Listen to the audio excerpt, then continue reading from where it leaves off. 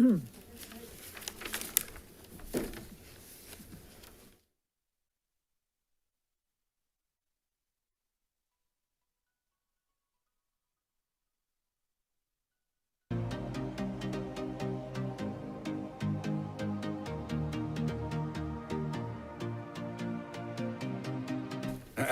evening.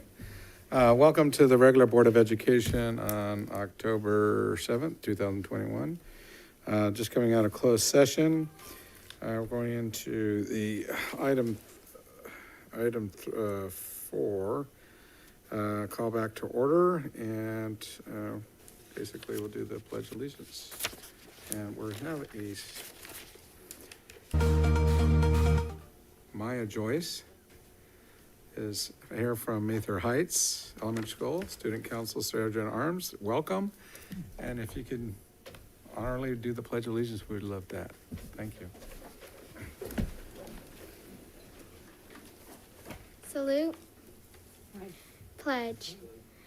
I pledge allegiance to the flag of the United States of America and to the republic for which it stands, one nation, under God, indivisible, with liberty and justice for all. Thank you. Thank you. Thank you so much, ma'am. So cute. All right, moving on. Start the broadcast.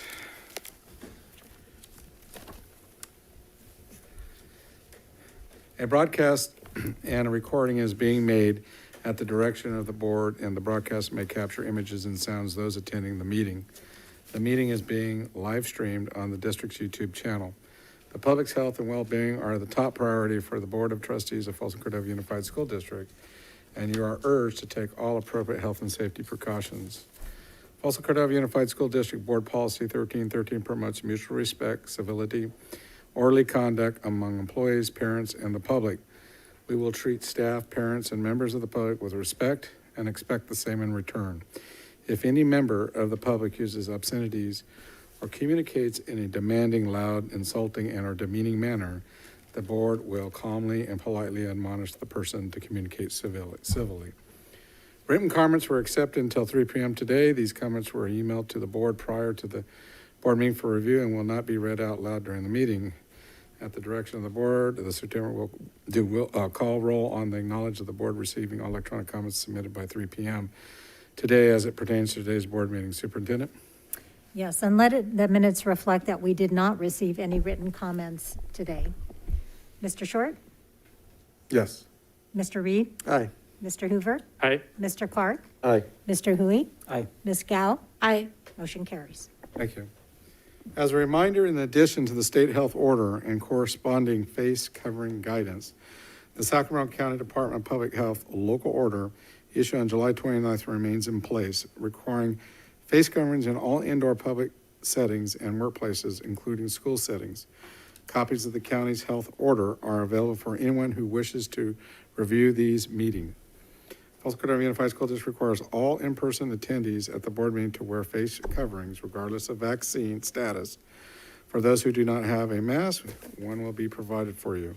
In accordance with the advice of legal counsel for the district and the most current orders by the California Department of Public Health and the County of Sacramento Health Officer, please be advised that this board is legally required to ensure that all attendees, regardless of vaccination status, except individuals who are specifically exempted pursuant to the CDPH mandate, wear face coverings while attending this meeting in person. The only exemptions are as follows: persons younger than 2 years old, persons with a medical condition, mental health condition, or a disability that prevents wearing a mask, persons who are hearing impaired or communicating with a person who is hearing impaired, where the ability to see the mouth is essential for communication.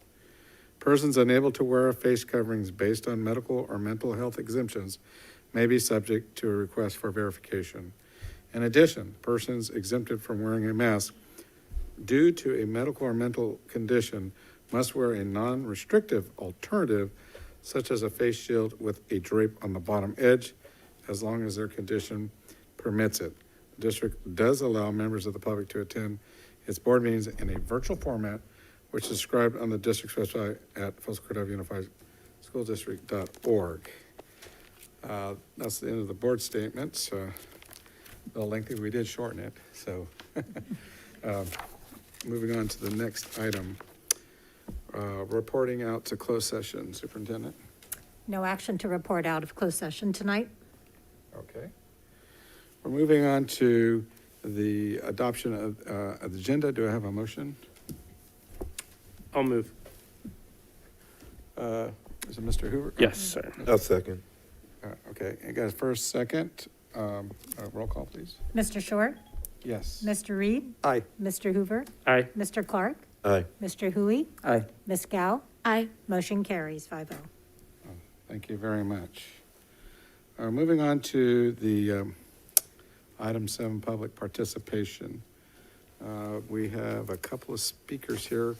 This is the time we give speakers. The law allows the public to address the board on any matter not on the agenda, but law prohibits action by the board on any agenda items. I do believe these are Public participation. public participation. They're not on the agenda. So we'll go ahead with that. We have 3 minutes. Please come up to the podium and speak loudly. Joanne Bach? Joan Box. Bach, thank you. Hello, everyone. Again, I'm here to talk about masks on children. I don't know if any of you saw that video of that poor child in a daycare center in New York. But anyway, I'm going to read you a definition. Any severe physical or mental pain, agony, or anguish to cause extreme physical or mental pain to. That is the definition of torture. So keep that in mind when you see a poor little tiny child. Anyway, masks on children cause hypoxia, hypercapnia, which I didn't know what it was, so I thought I'd get the definition. It's a condition of abnormally elevated carbon dioxide levels in the blood, causes a reduction in alveolar ventilation. The inability of the lungs to clear carbon dioxide leads to respiratory acidosis, which can lead to kidney damage. Breathing through face masks, the residue and the bacterial and germ components on the inside and the outside layer, repeatedly rebreathing back into the body, causing self-contamination. Rebreathing contaminated air with high bacterial and toxic particles, concentrations along with low oxygen levels and high CO2 levels continuously challenge the body's homeostasis, causing self-toxicity and immunosuppression. Putting masks on children to protect adults is wrong. Data suggests that both medical and non-medical face masks are ineffective to block human-to-human transmission. If you don't have a medical grade mask, 70,000 businesses opened up in China after this pandemic happened. So in masks, graphene oxide, OSHA, according to OSHA, sheds from masks into the lungs. It's highly abrasive and durable. Toxic, can pierce cell membranes in the lung. Formaldehyde causes dermatitis. It's embalming fluid. Also watery eyes, burning sensations of the eyes, nose, and throat, coughing and wheezing. Now, something called aniline, this is according to our EPA. The acute and chronic effects of aniline in humans consists of mainly of effects on the lung, such as upper respiratory tract irritation and congestion. Chronic exposure may also result in the effects on the blood. It is found in contaminated indoor air, smoking tobacco, or working or being near industries where it is produced or used. Predominantly used in chemical intermediate for agricultural polymer and rubber industries. Also as a solvent, as in anti-lock compounds for gasolines. Anyway, thank you. Thank you. Next is Marina Gabel.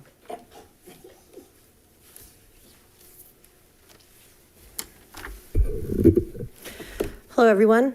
I have many labels. My name, Marina Gable, parent, employee, union steward, Folsom Cordova Unified School District, community member, and unfortunately, there's a new label on the news. I'm considered a domestic terrorist. I'm a concerned parent, and I voice it. I've never threatened anyone. I'm not more than a concerned parent. I'm not an anti-vaxxer. I just have made my freedom of choice for myself and my son. All I ask is for open communication about the current issues that affect us all. I've been up here and asked for this board to have open communication about mandates and future mandates, which we all know are coming. Please add these topics to the agenda for the next meeting. For those of you watching on YouTube, I don't know where the camera is, if you would like to add something to the agenda, go to the district website, FCUSD.org, and search board policy number 9322. That's BP 9322. For the 2,400 employees at Folsom Cordova Unified School District, I've created a Facebook page where we can communicate with each other now. FCUSD Employee Exchange. Again, FCUSD Employee Exchange. Once again, for the clarifications of topics I'm asking to be added to the agenda: masking of children and employees, testing of children and employees, vaccinations, which are actually flu shots of children and employees. I understand the Brown Act. You cannot respond to public comment unless it's placed on the agenda. Let's talk about it. I implore you once more, please add to the agenda masking, testing, vaccinations. I do understand mandates. I understand emergency orders. I also understand the monies that the district gets from these orders. What I don't know is what each of your personal views are on this matter. I understand these are scary times, but if a single hardworking mom can get up here and talk the tough topics, I think seasoned professionals like you would be open to do the same. Thank you. That was our last speaker. Moving on to the reports, item 8, reports of district organization. Student Advisory Board. No updates right now. Our first meeting will be held virtually on Wednesday, October 13th at 10 a.m. Okay, thank you. California School Employees Association.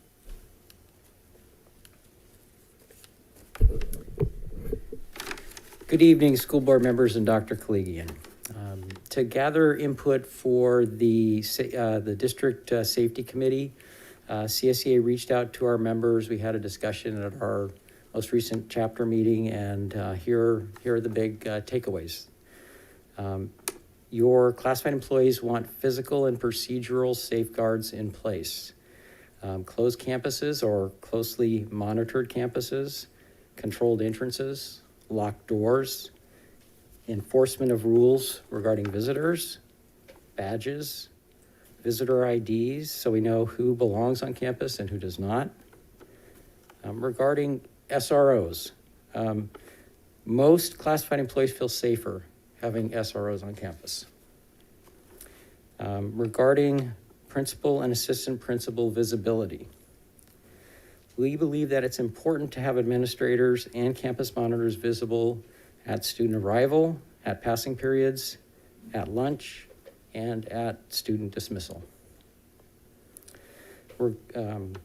Regarding campus monitors, they're eager to support, communicate with, and assist administrators, but campus monitors are not mental health specialists or police officers.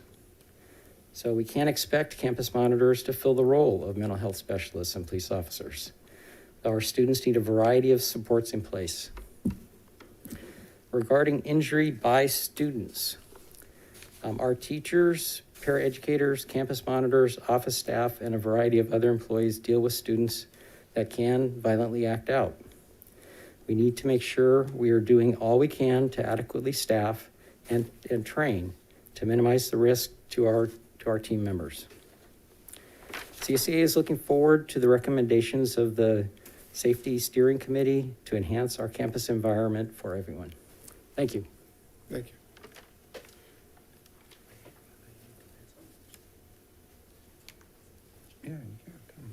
Mr. Thomas, just a quick question.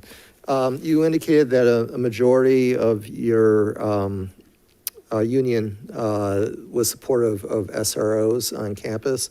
Are we talking about like 51%, or are we talking above 75%? What are we looking at there?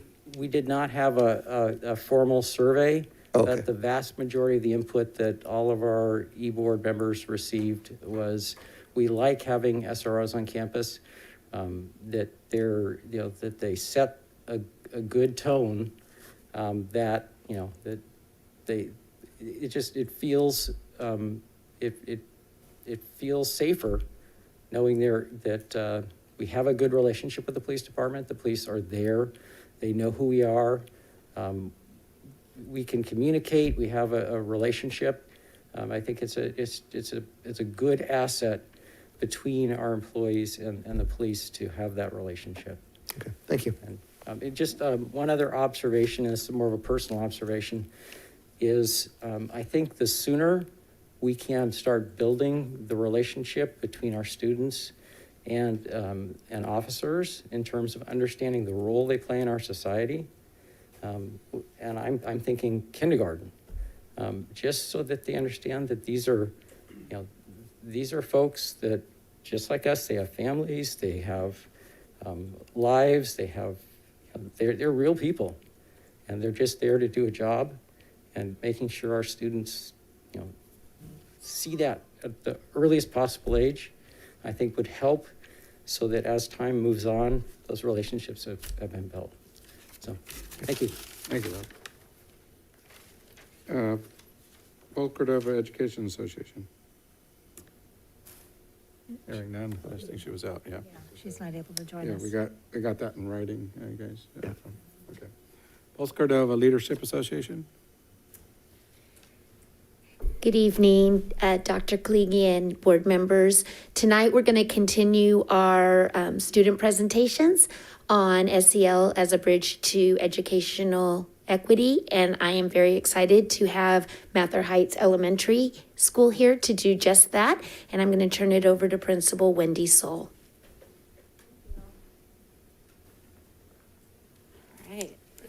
Good evening, Dr. Kaligian and President Short and board members and our cabinet members. It's great to see you, and it's nice to be back in the boardroom, to be in person. We have my dynamic student council team as well as one of my culture and climate coaches here to help with our presentation this evening. So we have Sarah Hansen. She is our climate and culture coach. We also have Joshua Park. He is our student council president. Joshua, you can come join us. We also have Mia Martins, our student council secretary. Come on down. And we have Mia Joyce, our student council sergeant in arms, that just led us in the Pledge of Allegiance.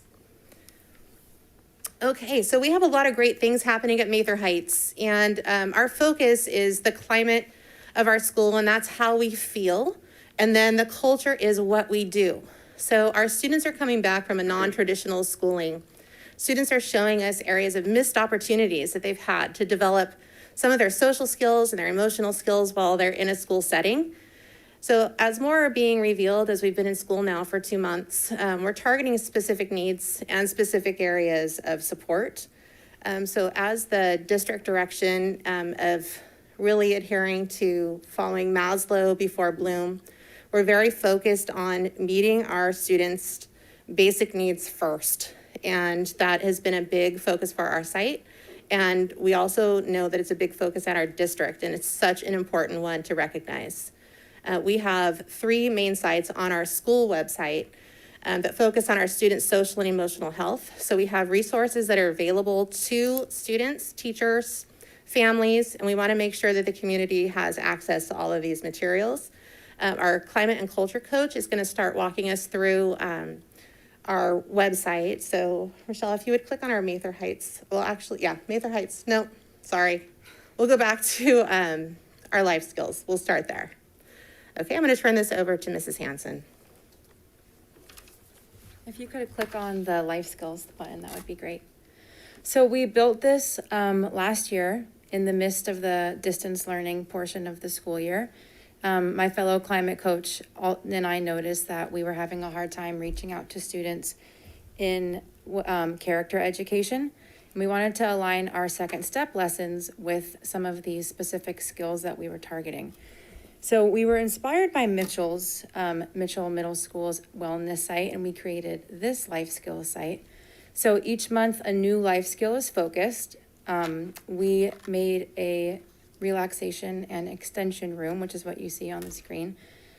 There's read alouds. The posters all link to resources for families. We put a lot of time into making sure that these are things accessible to children and teachers and families. Let's click on the iPad, please. We also created video libraries.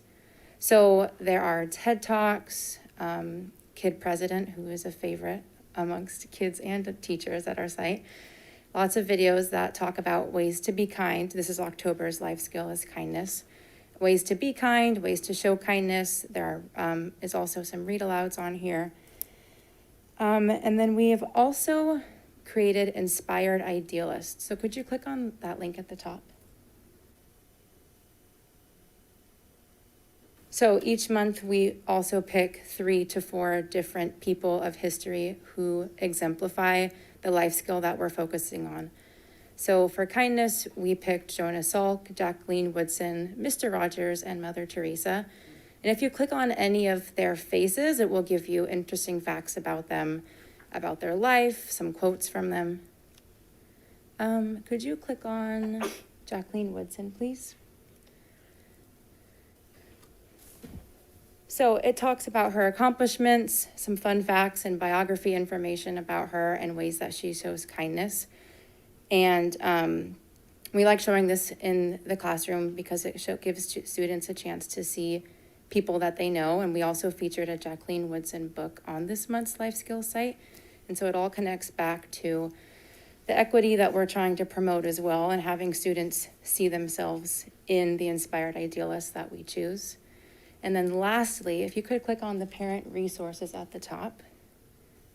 Each month, we also create an optional homework menu if students want to do something at home, like smile at 10 new people, make a homemade gift for somebody. And then this is more focused on the families and how they can speak to their children at home about the life skill of the month. So if you could go back to the presentation, we'll have Joshua speak a little bit about what the students are doing at Mather Heights. And next slide, please.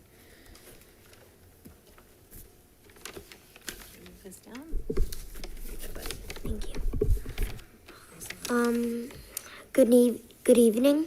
I'm Joshua Park, Student Council President. What are students doing? Student Council gives student voice. We recently held Student Council elections and have begun recording our Monday morning messages. We include tips on the monthly life skill. This month's focus is kindness. Students participated in creating classroom collective agreements, formerly known as rules for the classroom. Silver flyers are earned on campus as students demonstrate positive behaviors and actions. Students can use their silver flyers in the Silver Flyer store in our library. Morning meetings and community circles are taking place in classrooms to help build community and positive relationships. These are a few examples of student involvement in our school community.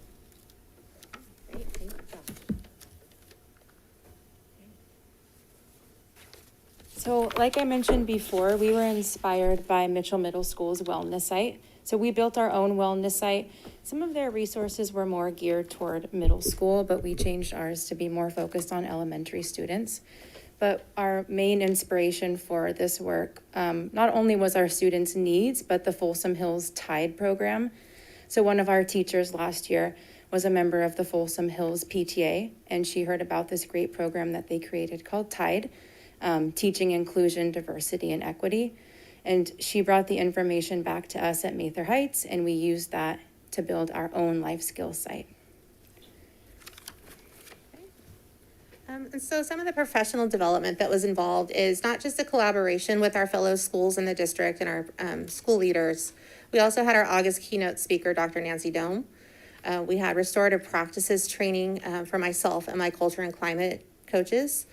And they also just attended the creative behavior systems with Susan Jones. We've been doing EPIC training for administrators, and then we're also working with our attendance and engagement plans with the Turnaround for Children program. So we've been working with that, again, with our attendance clerk and our climate and culture coaches. Okay, next steps. Is that me or you? I think that's you. Okay, I'll keep going. So we're going to continue with our attendance and engagement plan, and really with a heavy focus on engagement. We want to be very careful with the message that we're sending to families, that we still want them to screen children for any type of illnesses, and to just be careful with the message on attendance because we don't want them sending kids to school sick. So a heavy focus on engagement. We also have our second step digital platform implementation that is up and running and getting its momentum. We have our upcoming SEL survey for students through Panorama.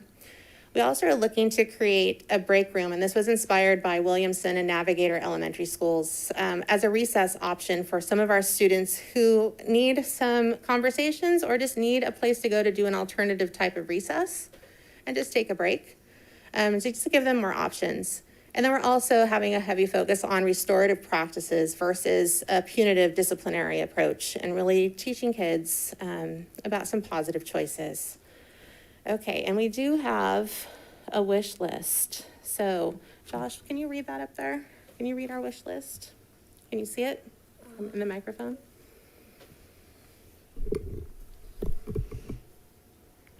You see where it says wish list? Yeah. Where do I begin? Where it says wish list. Okay. Wish list. Special friends. EIE. Okay. Community and board members sharing read-alouds. Continued collaboration with school leaders and climate and culture coaches for best practices. Great job. Okay. Ready? Who's next? So just go ahead and start Do I also do this too? here. Okay. Good evening. I'm Mia Martin, Student Council Secretary. Mather Heights has an incredibly supportive community. The well-being of our students, families, and staff are at the forefront of our efforts. Mather Heights is a welcoming campus where positive initiatives are provided with students through SEL,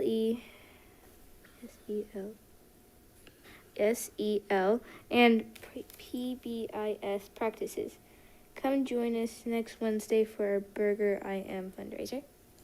All right. Great. Sounds good.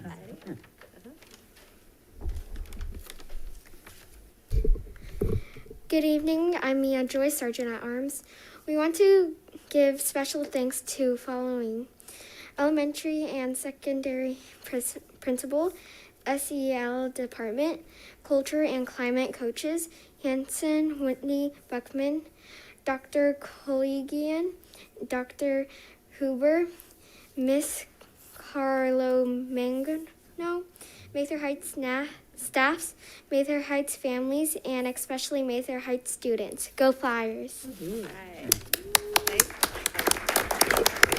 Thank you so much, and we welcome you all to come visit. Thank you. So much. Very good. Principal Sol? Yes.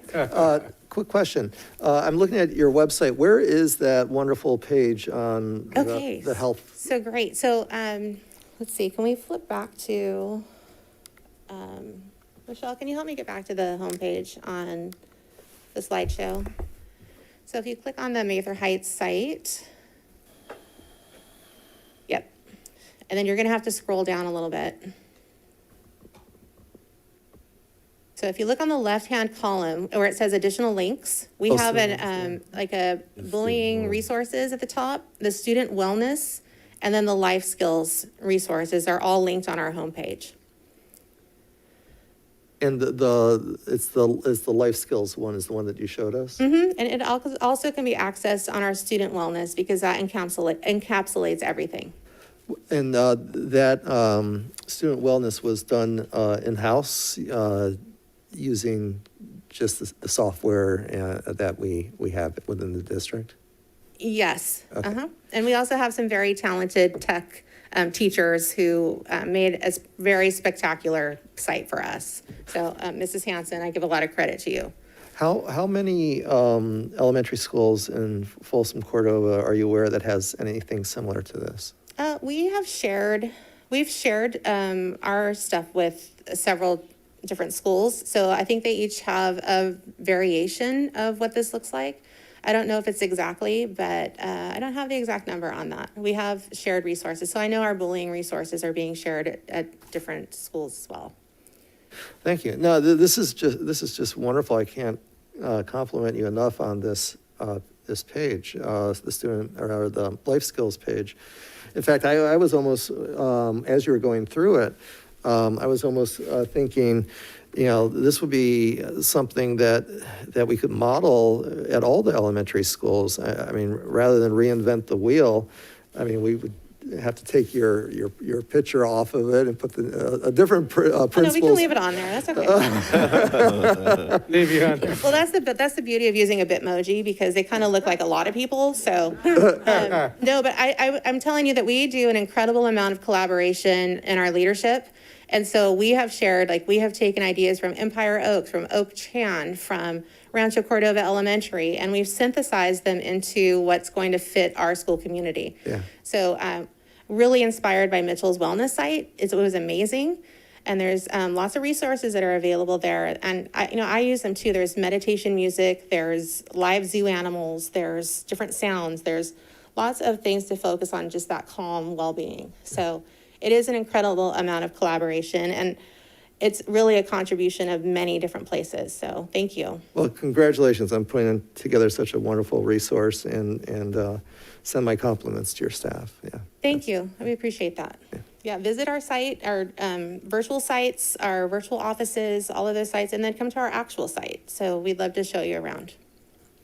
Thank you. Thank you. Thank you. Mr. President, Yes. who is the student council president? So Mr. Park, can I have him come up to the podium? Don't be nervous. You're okay. I just want to say thank you, sir, for your leadership in taking the role as president, okay? And the other question I have is, how often does your student council meet? We meet every third Tuesday, once a month. Okay. All right. Thank you. And I heard your wish list, and I am willing to accommodate coming out and doing a read aloud. I think I have a couple of times already, so I'd be more than happy to come out and read aloud to you folks, and also do one better and visit one of your student council meetings if that's okay with you, sir. It's fine. All right. Thank you so much. All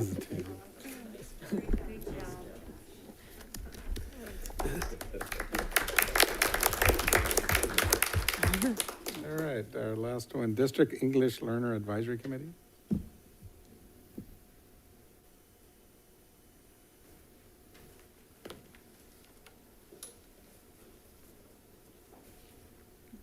Good evening. I just want to say there's no report tonight. Thank you. Oh, okay, thank you.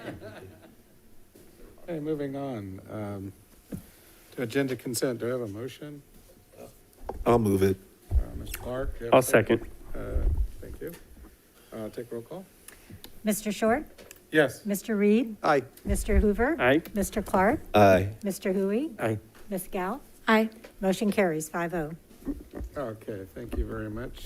And may I make an announcement Yes, too? Based sure. on the board's action on the consent agenda, the personnel action form that was approved tonight, I'm pleased to announce and welcome a new member to our leadership team, a new transportation supervisor for us, Miss Kathleen Jones.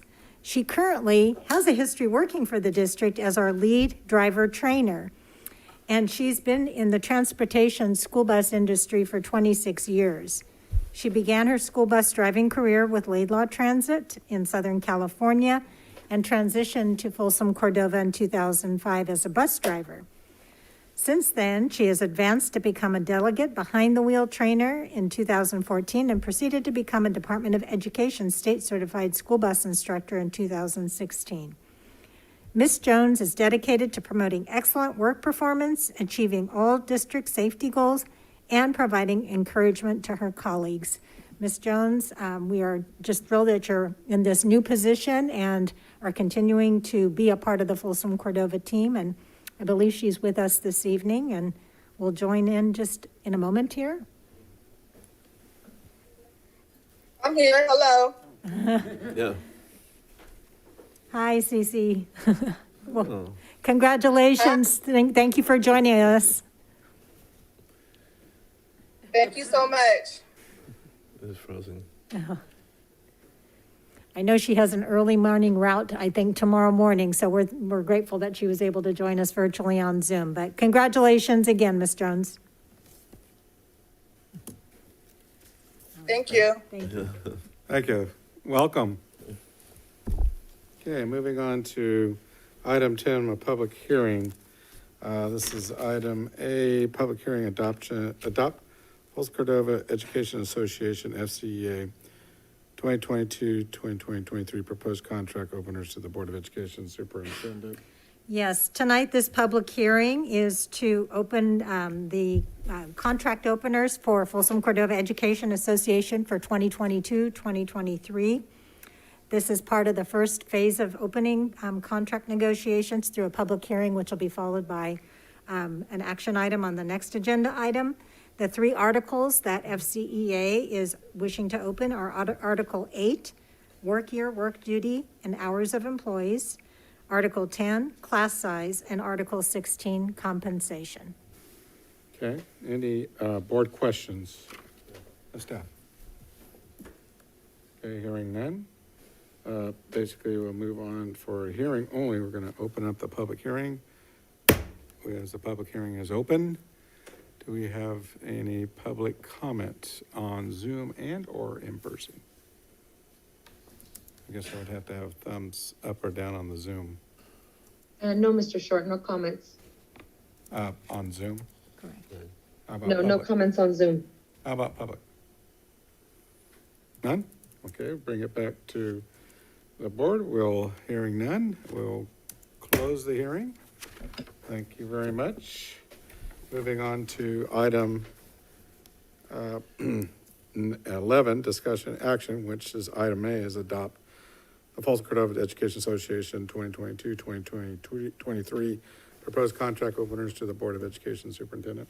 Yes, following the public hearing that was just opened and closed, we are now recommending board action to adopt FCEA contract openers for 22-23 on Articles 8, 10, and 16. Okay, any board questions? Hearing none, is there any public comments? Zoom and in the public? I need probably somebody to respond to that on the Zoom. Ms. Campos, anyone in the public via Zoom? No, Dr. Kaligian, no comments. Thank you. And here seeing none in public, we'll bring that back to final board comments and direction. Do we have any, or do we have a motion? I'll move it. Mr. Reed, first, do I have a second? I'll second. Mr. Clark, second. Superintendent, take roll. Yes, Mr. Short? Yes. Mr. Reed? Aye. Mr. Hoover? Aye. Mr. Clark? Aye. Mr. Hui? Aye. Ms. Gao? Aye. Motion carries. Thank you. Thank you. Moving on to item 12, discussion only. Item A, review board policy BP 5131.8, mobile communication device. Oh, I wait, think we skipped sorry. B. Item B, adoption of number 10-7-21-10, recognition of character education and digital citizenship. Superintendent? Yes, we're excited to bring this resolution. The timing of it is perfect with the presentation we just heard from Mather Heights Elementary leadership on how to build a positive culture and climate and really focus on character traits such as kindness. And I think it just ties in so nicely to the resolution that we're recommending to the board for recognizing October as Character Education Month and also Digital Citizenship Month. So we combined them into two based on feedback we had at the last board meeting. Okay, any board questions? Hearing none, any public comment, Zoom and in public? Need a confirmation on Zoom? No comments, Mr. Short. Hearing none on public, bring it back to board. Any final comments for the board or direction? Mr. President, I have no final comments, but I'd like to make a motion. Okay, Mr. Clark makes first. Do we have? I'll second. We have second by Mr. Hoover. Roll call? Mr. Short? Yes. Mr. Reed? Aye. Mr. Hoover? Aye. Mr. Clark? Aye. Mr. Hui? Aye. Ms. Gao? Aye. Motion carries. Thank you. Thank you. Moving on to item 12, discussion only. Item A, review board policy BP 5131.8, mobile communication devices.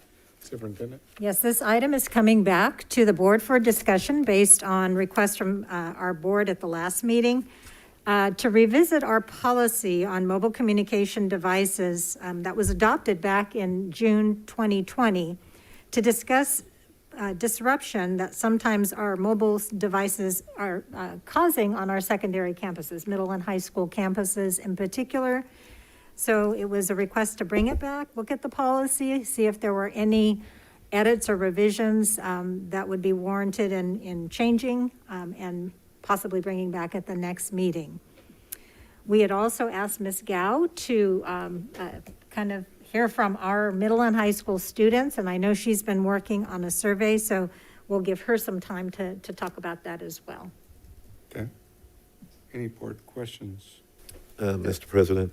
Yes, Mr. Carter. Yeah, I was just looking at it. Talking about smartphones, smartwatches, or other mobile communication devices, and I just had a question about the smartwatches. How do you not use that? I mean, do they have to turn off their smartwatch? I mean, how does that work? Dr. Huber? Yeah, that's actually one of the struggles, right? Is the fact that the technology is just so easy to use, and so many kids have the technology, and it really becomes a supervision enforcement issue, if you will. And so there is one of the areas where we struggle a little bit. A lot of times a smartwatch won't function unless there's also another device paired with it. But still, there's interesting ways that the students know how to use technology sometimes that even the adults don't know. But that is one of the areas we're struggling with. But that would have to be it in terms of, especially like during an exam or something like that, the student might have to take off the watch and put it in their backpack, something of that nature. So yeah, there's different approaches depending on the circumstances and what is trying to be mitigated, if you will. Okay. Also, is there any language that we could put in about the earbuds, earpods, or whatever you call them? I mean, there's some that you can put in your ear that are, hardly noticeable.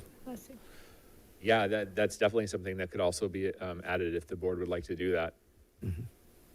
Okay, I mean, I don't know. Yeah, my colleagues may have a different perspective on it, but I was just wondering about that. And like I said, I was just curious about the smartwatches and how are we going to monitor that? Because that's going to be kind of tough. Yeah, students are definitely bringing more and more technology to school, Right. And so it will continue to evolve as we all know. So we might be back here a year from now talking about a totally different thing because the next piece of technology that we didn't know about is now impacting school. Sure. Okay. Those were the questions I had. Mr. Reed? Yeah. I would be supportive of Mr. Clark's suggestion of adding AirPods or however you want to generically describe them to the list. But yeah, thank you very much for bringing this onto the agenda. Again, the reason why I had asked this to be added was because of the TikTok challenge that was out there a month ago, which was encouraging students all across the country to take videos of them vandalizing or stealing items on school property. And it's a little disturbing how many students took up that challenge. And, I understand that there are other TikTok challenges that have been rumored to be floating around. And again, equally disturbing what some of the new challenges are being made.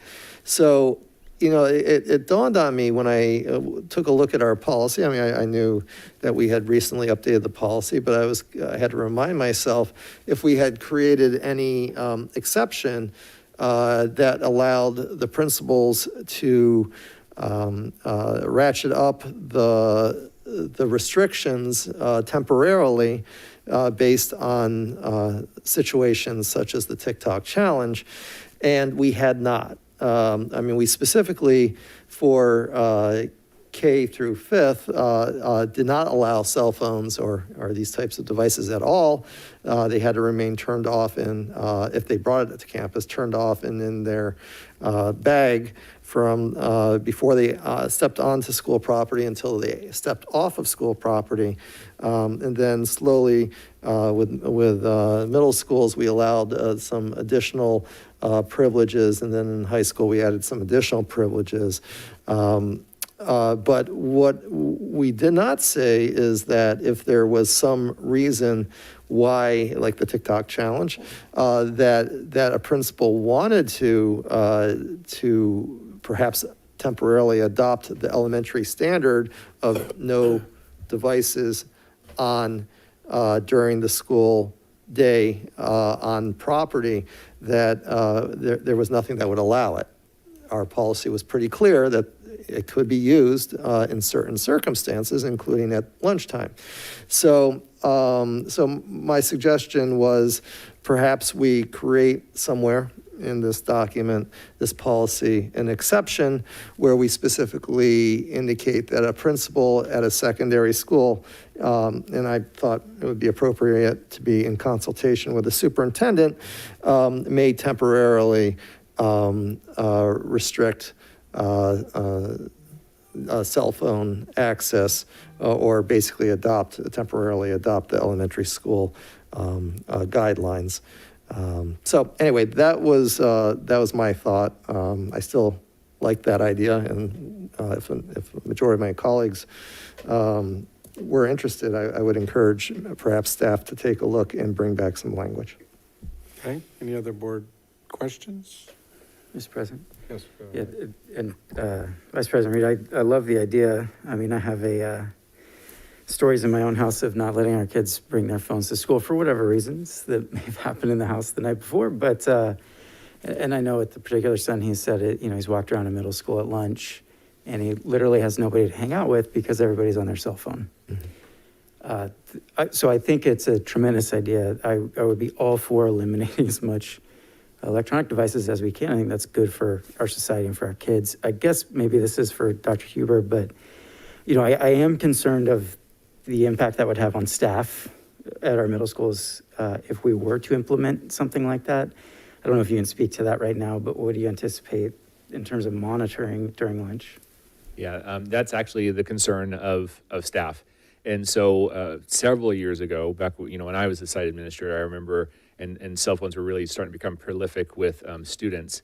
There was somewhat of a push to try to restrict them as much as possible. And you can really find yourself down a rabbit hole in terms of trying to enforce that and being quote unquote the cell phone police. We've also had instances where cell phones were confiscated, and then after confiscation, the student says, well, my phone wasn't damaged before you took it, and there's actually been some teachers that have had to go to small claims court around phones, or administrators have had to go to small claims court. So there are inherently a lot of challenges when you try to control something that is just everyone has access to it. And so I do think it would be worthwhile. I'm very curious to see what our students have to say from the surveys and their discussions. But I think mostly what the administration would like is just the flexibility to really decide, in terms of how they might implement the language, and the flexibility to say, right now we don't have the bandwidth also to implement what's in that language, depending on what's going on, or what event are we trying to mitigate? Are we trying to prevent, cheating during an exam, or are we trying to prevent something in terms of like the TikTok challenge? Also, there is the opposite effect too, in terms of there's a real small minority of our students that have engaged in these behaviors, and unfortunately, they can cause some serious damage. But the majority of the kids are being responsible with their phones, and we really want to kind of invest our time and our energy in terms of the things we're talking about tonight, in terms of digital citizenship and making the correct choices. But also, students recording their rule breaking has also been what has allowed administrators to assign consequences. Because, a lot of times that's the only course of action we have, or the only evidence we have of what has happened, is because the student or some other student actually recorded what went on, and now we can act on that. So there's a whole bunch of complexities to the issue surrounding this. As technology continues to change and morph, it'll be an ongoing conversation probably through the end of all of our careers. So, one more question, and as well, do you know currently? Obviously, this is an issue we need to deal with our students, but it has to be also a family issue. Do we currently have any sort of parent training, parent nights where we discuss cell phone use and electronics? Yeah, in the past, before COVID, and I'm looking to Mr. Meyer, we've done things with various agencies talking about internet safety, and that now completely involves the cell phone, because a lot of the students access, a lot of different things through their cell phone, since it is basically a mini computer they're carrying around in their pocket. So, in the past, we've done quite a bit of outreach and provided parent nights. We also have some other type of parent classes just in general that also talk about technology at home, and how to help students, make good choices when it comes to technology. Also, how to monitor that technology as a parent. So we do have a variety of things. Now that we're back from COVID, we're looking at bringing those things back again in terms of those parent nights to share that information with parents. Absolutely. Okay. Any other board questions? Yes, Mr. President. I was looking at, two things. Students in grades 9 through 12 may use cell phones, smartphones, smartwatches on campus during non-instructional time, as long as the device is utilized in accordance with law, in accordance with BP, student use of technology. But when I look down a little bit further, I look at the use of any electronic device, to include cell phones, may not be used at any time in gym and locker room. So what I'm trying to say is, okay, I understand during instructional time, yeah, it's off. But I know some student athletes that kind of like to listen to their music before they go out and practice, or have their headphones on. How do we address that? Because it's, Right. So I know, and as far as I know, and someone can, if anyone else has other information, please correct me. But again, usually those things are paired. And so what happens oftentimes is the music is turned on the smartphone, and then the phone's put in the backpack or put someplace else. And so the students can hear it in the locker room in their earbuds. But the concern, obviously, in the locker room is privacy, right? Sure. And having a cell phone out, it's just not a good idea. So from what I've observed, most students have turned that music on before they've entered the locker room, and then they're listening to it while they're changing. Right. And then either the equipment goes out with them, and the cell phone, again, remains in the backpack, but it's not being taken out in the locker room. Okay. Well, I don't know how many would actually have a smartwatch, but I know that my watch, I can play my music from my watch into my butt. So I'm just wondering, how do we curtail that one? So that was just my question on it. Okay. Any other board questions? Yes. I have just a comment. Well, we're coming back for comments after the public. Oh, okay. Do you have? Okay, let's go out to the public comment then. Any public, Zoom or one? Go ahead.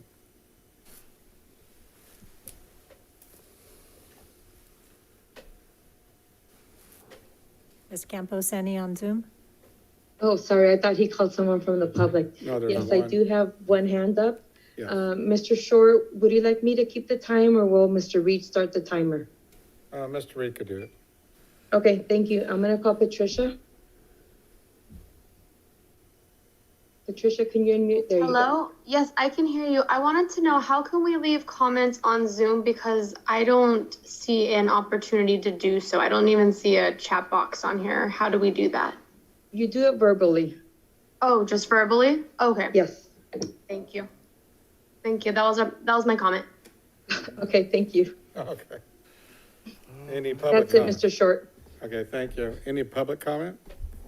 Okay, now, if none, seeing none, bring it back to the board's final comments. Well, I guess mine's a question / comment. I don't really know what it is, so it doesn't really matter. But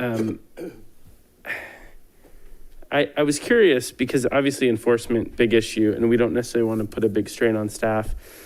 Would it be possible for our district to explore Yonder, what they use at comedy shows, what they use in San Mateo Unified, for example, as well, as a system of enforcement that really takes all the pressure off of our staff. And it's just a very simple system, where essentially you put the phone in a pouch and you put it on something and it magnetically locks it for the day. And then you unlock it at the end of the day and you get it back, or you unlock it at lunchtime, whatever it might be. I know they're using it about 1,000 school districts across the country. And I think it might be something worth exploring. Obviously there's a cost involved, but I think that would take some of the pressure off of the enforcement aspects of it, because it enforces the policy without actually giving kids the option to cheat the policy, so to speak. So I certainly think it'd be worth exploring. I don't know what the cost would be on something like that. And maybe it's only something that we employ at our secondary campuses, but certainly would love to explore that as a potential option for helping enforce the policy. And what's the name of that platform? Yonder, yeah. YONDR. It's just a pouch. Mm-hmm. It's like a pouch. Oh, It's a very simple concept. Anyway, yeah. I think it'd be interesting to look into. Any other final comments, board? Yes, go ahead. Well, I was, wrong person. Oh, go ahead, Alice. Okay. I know Dr. Collegian mentioned the survey that was going out. I just wanted to mention that, I guess. So we're sending out a survey to all the secondary students at secondary schools regarding how they use their phone during the day, how often, for things such as work, transportation, family communication, and then the best practices that would help teach them to use their phones more responsibly. And then just to address some of the things said before about TikTok challenges in the future. I know there was an email sent out with a list of TikTok challenges. The initial TikTok challenge, the devious lick trend, I think is what you guys are talking about. I know that was pretty prevalent, but these other challenges or any of the people I've talked to have not heard of them. So I'm not really sure. I'm not sure how prevalent those would be.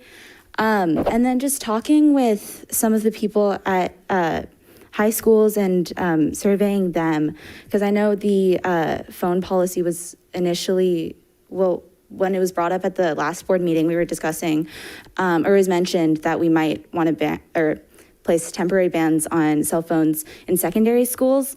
I just want to emphasize how integral cell phones are to high schoolers for things outside of school. I know personally I use it, and a lot of my friends and people at my school use it for sports teams. We have I'm on the tennis team, our coach sends out announcements that need to be heard the day of. Sometimes clubs, after school activities, transportation, work, a lot of us have jobs, and all those, it's pretty crucial that we have our phones on us and that we're able to communicate during the school day, especially for things like emergencies that would be better to be kept and dealt with privately than to involve someone from the school. It's pretty crucial that we have our cell phones on us, and we use them very frequently for things even outside of schoolwork. And I don't think, again, with confiscating phones or banning them, I from a student perspective, it's hard to see how that sort of thing would foster a sense of respect for these rules. And I think the better option would be restorative practices and opportunities for education on digital citizenship, like we discussed earlier in the meeting. I really don't think that that banning the phones will fix the behavior, and it's really crucial that cell phones are on us for things outside of schoolwork again. And I know that this is like just in case and isn't necessarily a policy, but we really only have like one student board member and not a lot of input on that from the students.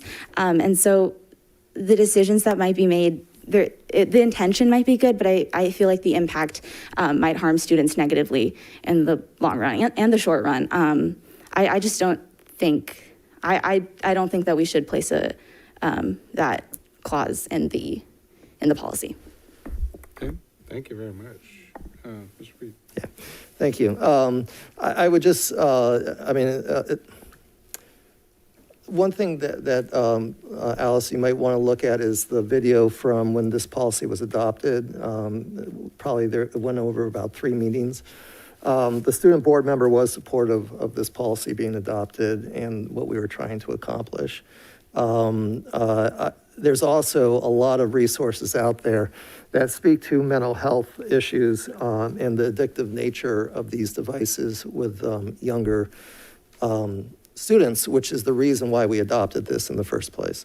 It's very scary what is going on in the brain development. It's been well documented. In fact, there's a video I can probably forward to you. I have to find it. But if you have about an hour and a half to watch, it's a very informative video that was done by, I want to say it was 2020 or ABC News or something like that. As for enforcement, I mean, we already developed the enforcement procedures here in this policy, so I don't think we need to revisit that. And I would also note that we weren't suggesting that students couldn't bring their cell phone to school.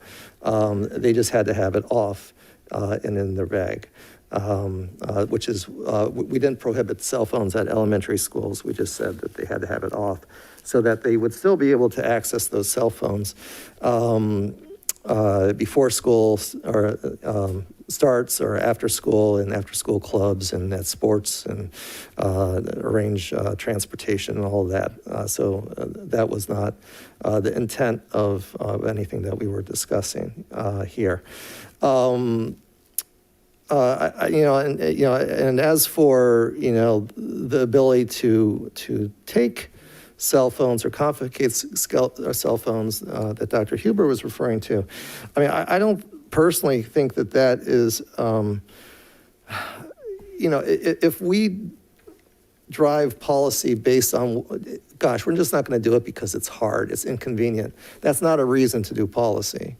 We need to look at the health and safety of our students, and that needs to be the #1 driving force. And if the health and safety of our students causes inconvenience, then so be it. It does. And so anyway, those are just my closing thoughts.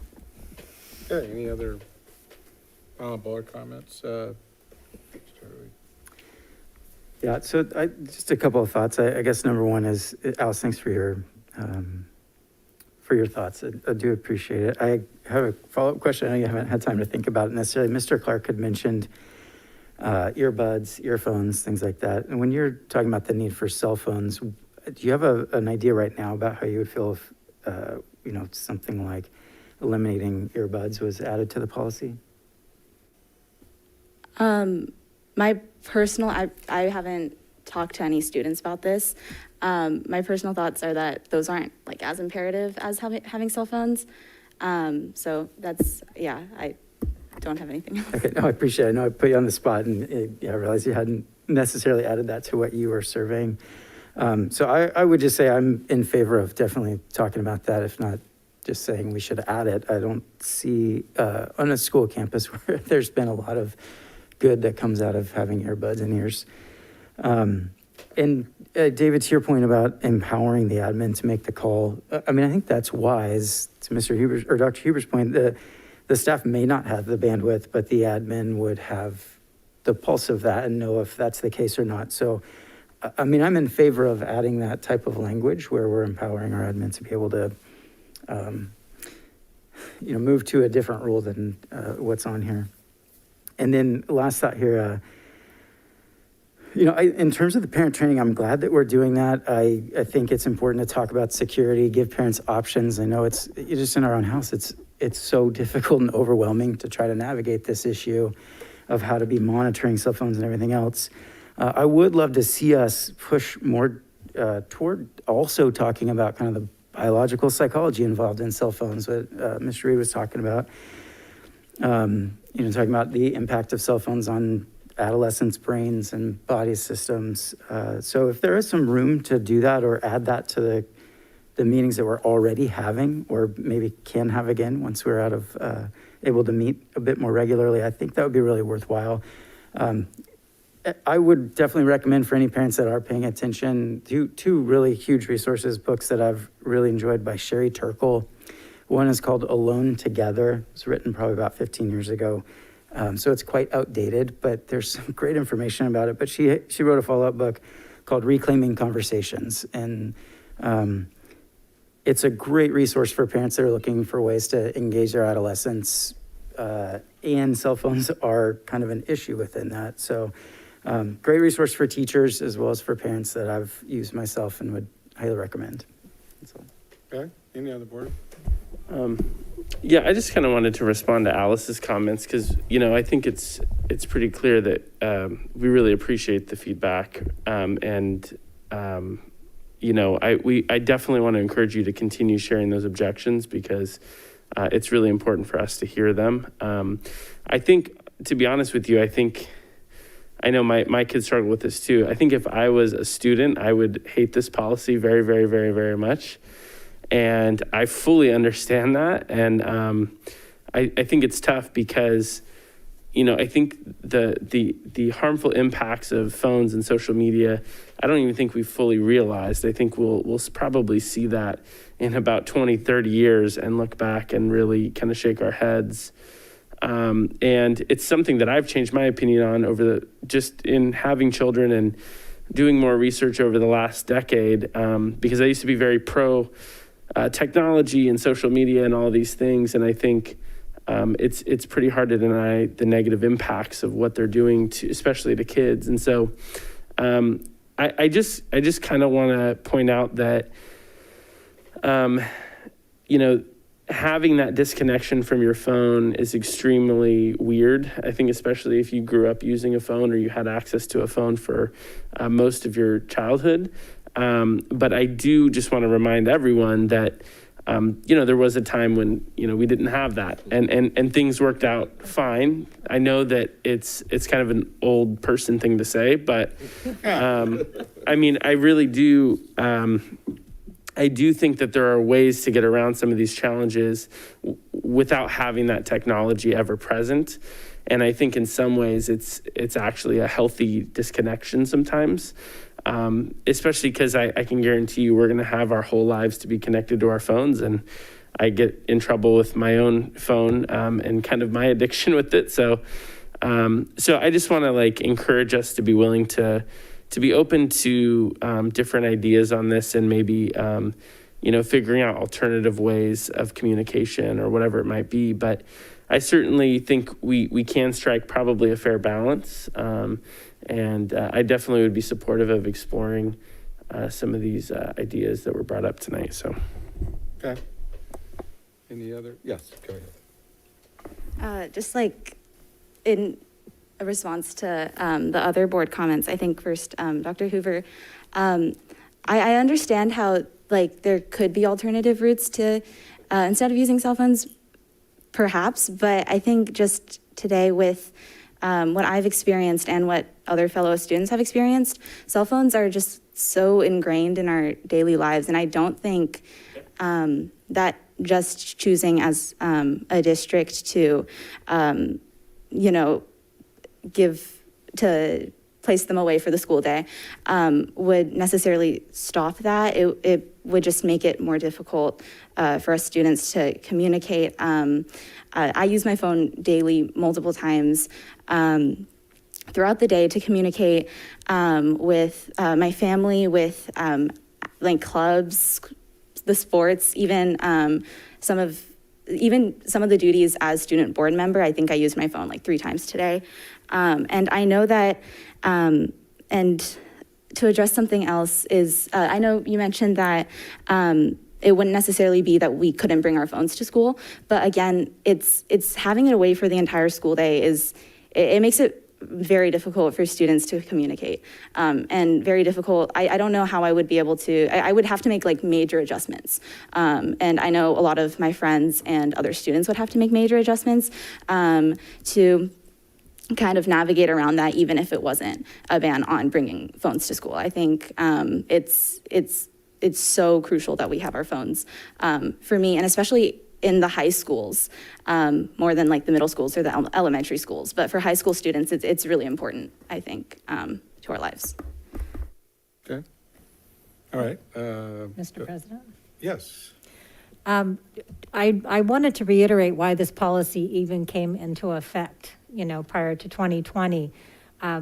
Boards were given the ability and the authority to ban cell phones altogether from the school environment. So up until that policy was passed, we had the technology use policy, and we did our parent information nights and different ways to enforce digital citizenship. But this gave us another layer of creating some other checks and balances for, appropriate use of mobile communication devices in the school setting. So I wanted to frame it with that, because our board didn't take that extreme position. What they did is they took a graduated position that releases more responsibility based on the age group span of the students, from elementary to middle to high school. And I thought that, it took many hours of deliberation over a few meetings for us to get to that point. And I think that was a great place to land. I think it's a privilege, to be able to have your cell phone, but I also realize how connected our youth are to their mobile communication devices and all those other iterations of cell phones that we have and will continue to evolve to. So I think if we're looking at additional language maybe to add in here as options for enforcement of some kind of, giving our administrators some authority over enforcing some kind of either restorative practice or discipline if there is misuse by those cell phones. But maybe we can look at that and explore it, as those cases arise. Is it, do we ban it for everyone at the middle school level or the high school level? Or do we address where the issues are coming from with some of the options?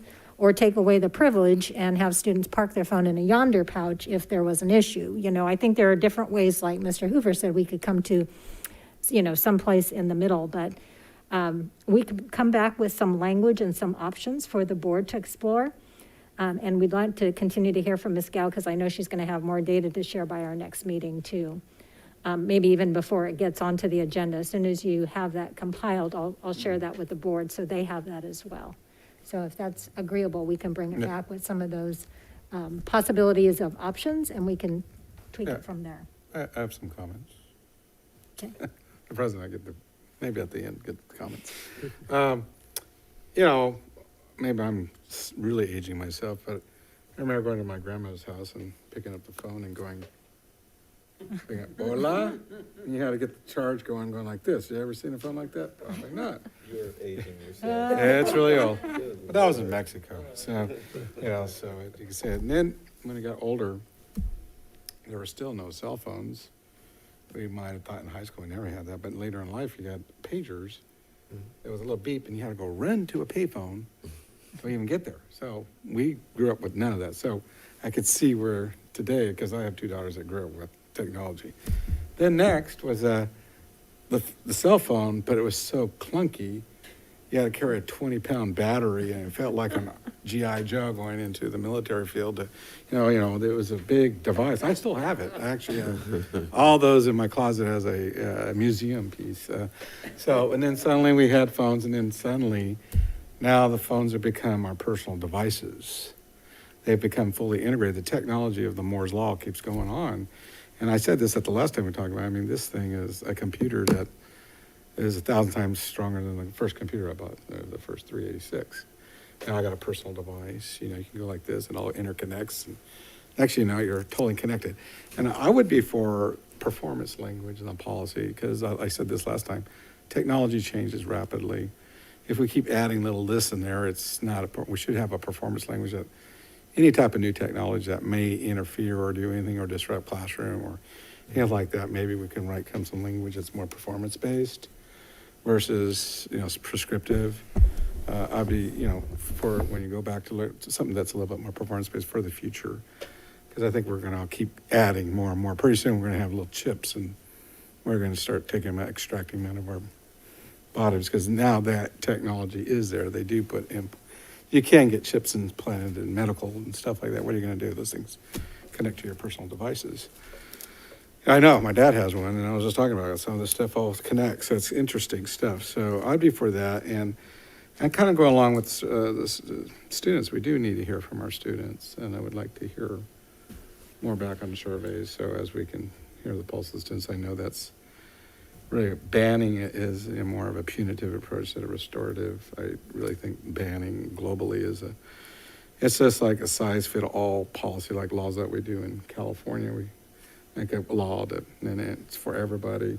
Doesn't make everybody happy. So there's got to be a balance somewhere. I think if there is an issue like TikTok and there's really abuse and there's an emergency situation, the admin needs to make a call. I think, emergency needs to be an immediate, on command. It doesn't need to come to the board and discuss it. It's an immediate safety issue. I kind of go along with that. I think maybe if we have language that articulates, emergency situation where we might have, social media, there's fights going on, gang warfare, whatever. There's something going on that's using, we have an issue at that, then maybe that's the time we start using and use that discretion. And maybe, as you said, Superintendent, case by case, do a surgical type of disciplinary and not make it punitive to everybody. I think that kind of language would be something I would be for too. And those are my comments. Mr. President? Yes.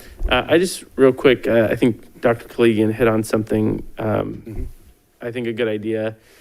Because I do think it's pretty costly to employ a pouch for every kid. Yeah. And so I think maybe perhaps using that as a step in the enforcement process could be a better possibility, because it also eliminates the confiscation concerns, because the pouch would stay on the student. So the phone would still remain in the possession of the student but not be accessible. The case by case.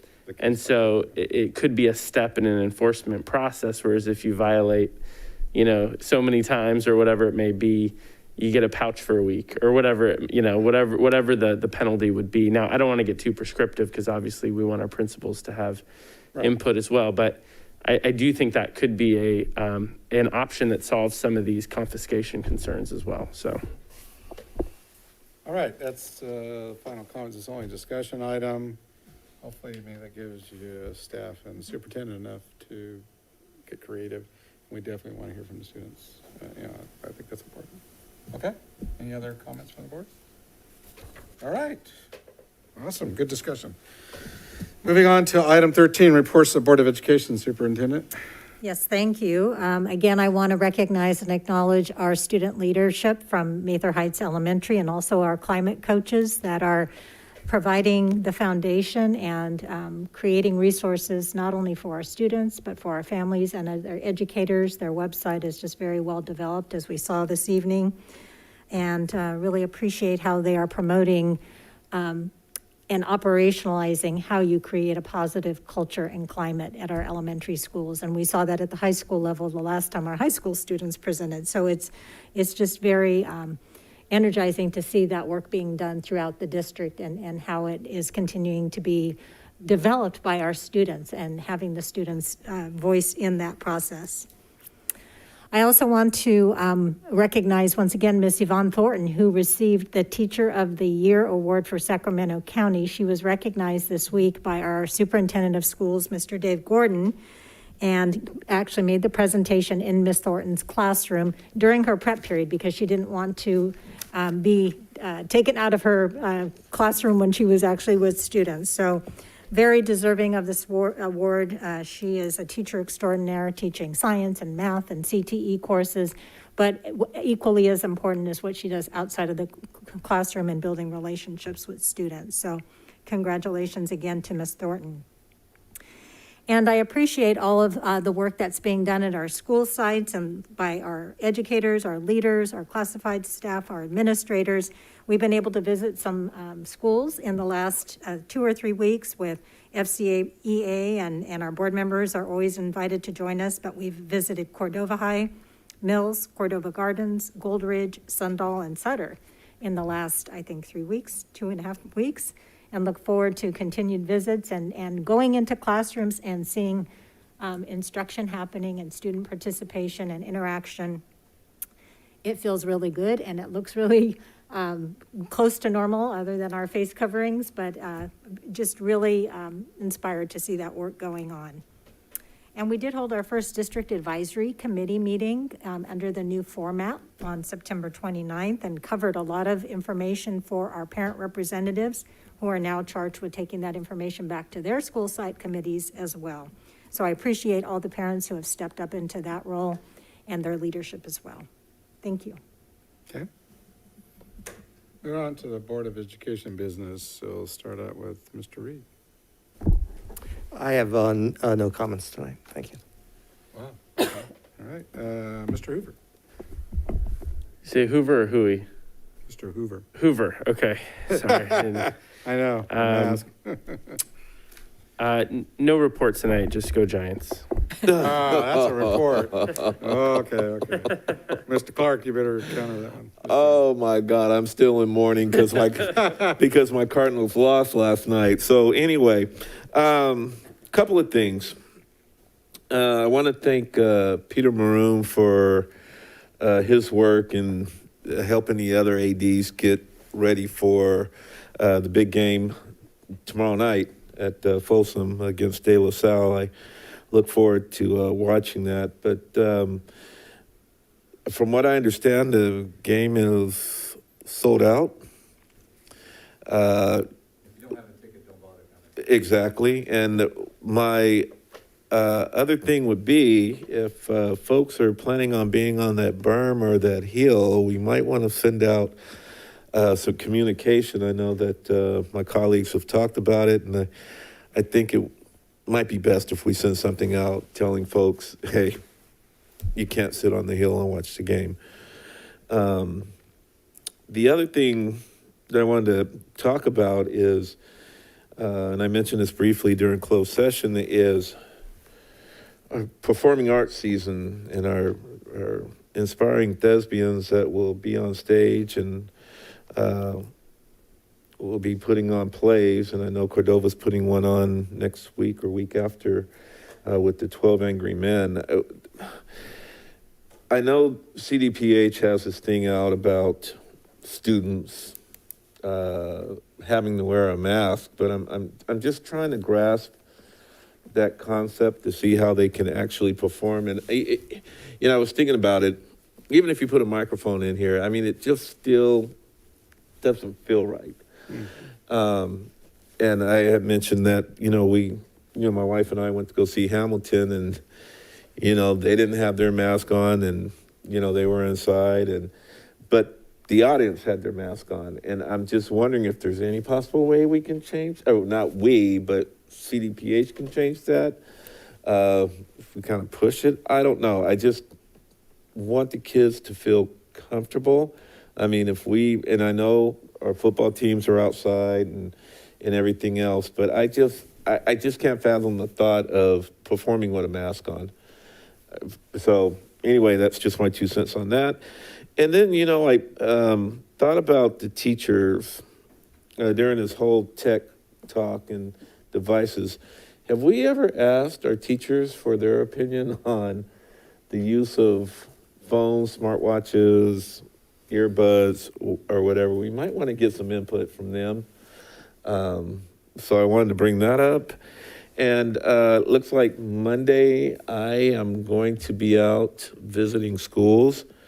I'm not sure which ones, but I will communicate with the superintendent and the board president to let them know what schools I'm going to be hanging out at, but I'm going to take the full day to just hang out at some schools. So I look forward to talking to our admin, our classified, and our certificated staff, as well as seeing some of the kids. And that is it for me, Mr. President. Thank you. Mr. Huey. Yeah, thank you. Just very quickly, want to send good vibes out to all the high school students that have been taking finals this week and that will be tomorrow. I know the students at Vista are, and we've got other big tests happening in other schools as well, even if they're not finals. So the main message, and one that I wish that I understood more when I was in high school myself, or at least maybe that somebody had told me. I know a lot of our students have been working really hard on finals. Some of them, if they are anything like me in high school, not maybe as hard as they could. But I just, to all of our students, I hope that you remember whatever the outcome, you are enough. But best of luck over the next day. Okay, Alice? Yeah, I don't really have many comments today. Just last thing about the cell phone thing. I really feel like we should be focusing more on like the education than the punishment on cellular devices. But I really appreciate the discussion we had, and thank you for considering the student voice. Thank you. Okay. The only thing I want to report is I know Mr. Huey and I attended the safety committee Tuesday night. It was very refreshing. It's a good feedback from, we had 3 presentations, one from Fairfield that was SRR centered. They gave their presentation, and then we had Sac City's presentation, which was a different model. Each one had its own pros and cons, of course, and then the final one was San Juan, which was a different model, but more fine-tuned, I think, going on for, 4 years now. So I think the committee had a lot of good discussion. Rob, you were there. We heard your task force too, and we heard some of the feedback we had tonight. I think it's heading in the right direction. I'm looking forward to a better meeting next time, and it's a lot of synergy, and I think our facilitator is great, right? So I just want to share that with the board. We still have a lot more to do, and I think the one thing I think our assignment, right, Robin, is the assignment is to expand out and figure out, well, how do you feel? What is a safe school to you? How do you feel what's a safe school? So I'd like to hear that from other board members and public. If you can contact me on my email, I'd like to hear the feelings that people think, what is a safe school, safe site? So I'm promoting and really expanding, right? I'm broadcasting it. So just write me, call me, whatever. I like to hear it. So it's and then we can share that at the committee too, right, Mr. Reed? That's all I have tonight, and if we have none other, we'll move on to the final part of our meeting, which is future meetings. This is for our information. The 12-month board calendar is posted there for information. Any comments on that? None. Then I would ask for a motion for adjournment. Do I have a motion? I'll move. No second? Second. Second. All in favor, say aye. Aye. Adjourned.